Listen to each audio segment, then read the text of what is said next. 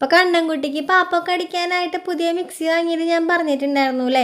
നമ്മുടെ കയ്യിലുണ്ടായിരുന്ന മിക്സിക്ക് ഏകദേശം ഒരു 6 7 7 8 8 9 കൊല്ലത്തെ 9 10 കൊല്ലത്തെയൊക്കെ പഴക്കമുണ്ടെന്ന് എനിക്ക് തോന്നുന്നു കേട്ടോ. കാരണം നമ്മുടെ കല്യാണിയൊക്കെ ഉണ്ടാവുന്നതിലും ഒരുപാട് മുൻപാണ് എൻ്റെ ചേട്ടനും അച്ഛനും കൊടകരയിൽ കട നടത്തിയിട്ടുണ്ടായിരുന്നത്. അപ്പോൾ ആ സമയത്താണ് ഈ മിക്സി എൻ്റെ കയ്യിലെത്തുന്നത്.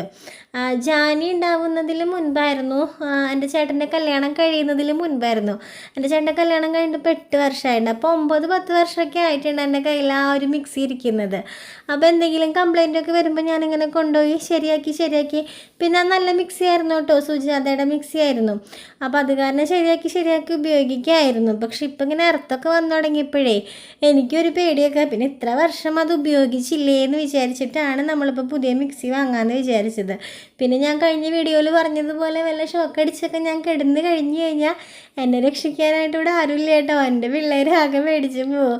അപ്പോൾ അതൊക്കെ ആലോചിക്കുമ്പോൾ എനിക്ക് ഭയങ്കര ഒരു പേടിയും കടന്നു. അപ്പോൾ ഞാൻ വിചാരിച്ചു എന്തെങ്കിലും ആവട്ടെ, മിക്സി ഒരെണ്ണം മേടിക്കാം. അത് നമുക്ക് അത്യാവശ്യമുള്ള സാധനമാണ്. കാരണം കണ്ണൻകുട്ടിക്ക് ചില സാധനങ്ങളൊക്കെ ഇപ്പോൾ പഴമാണെങ്കിലും പുഴുങ്ങിയിട്ട്, അതുപോലെ രാവിലെ ഇങ്ങനെ ഇഡ്ഡലിയും ദോശയൊക്കെ ഉണ്ടാക്കുമ്പോൾ അതും അരച്ചിട്ട്, അവൻ്റെ എല്ലാ കുറുക്കുകളും നമുക്ക് അരച്ചിട്ട്, അപ്പോൾ അങ്ങനെ എനിക്ക് മിക്സി കുക്കർ ഭയങ്കര ഇമ്പോർട്ടൻ്റ് ആയിട്ടുള്ള കാര്യങ്ങളാണ്.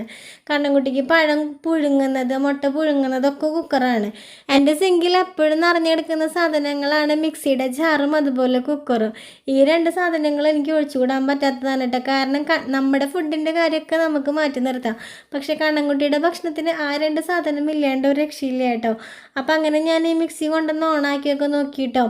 ഇത് കുറച്ച് എന്താ പറയുക, കുറച്ച് കൂടുതൽ എന്തൊക്കെയോ സംഭവങ്ങൾ അതിലുണ്ട്.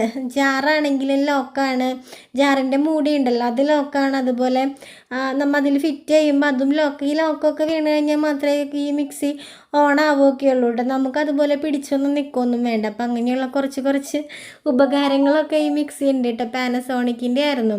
അപ്പം ഞാനിതിൻ്റെ പഴയ ജാറുകളൊക്കെ ആകെ നാശമായി തുടങ്ങി, അതിൻ്റെ അടിഭാഗമൊക്കെ. അപ്പോൾ അതൊക്കെ ഒന്ന് മാറ്റണം എന്ന് എൻ്റെ മനസ്സിൽ ഇങ്ങനെ ഉണ്ടായിരുന്നു. കാര്യം അടങ്ങിയിരിക്കുമ്പോഴൊക്കെ മിക്സിയുടെ ജാറ് മാത്രം കളഞ്ഞൊരു ഭംഗിയില്ല. അങ്ങനെയൊക്കെ ആയിരുന്നു കേട്ടോ. അപ്പോൾ ഞാൻ അങ്ങനെ ആ മിക്സിയുടെ ജാറൊക്കെ എടുത്ത് അവിടെ നിന്ന് മാറ്റി നമ്മളുടെ പുതിയ മിക്സിയുടെ ജാറൊക്കെ അവിടെ ഇങ്ങനെ വെക്കാൻ കേട്ടോ. അപ്പോൾ മനസ്സിനൊരു സന്തോഷം തോന്നുന്നുണ്ട് കേട്ടോ ചെറുതായിട്ട്.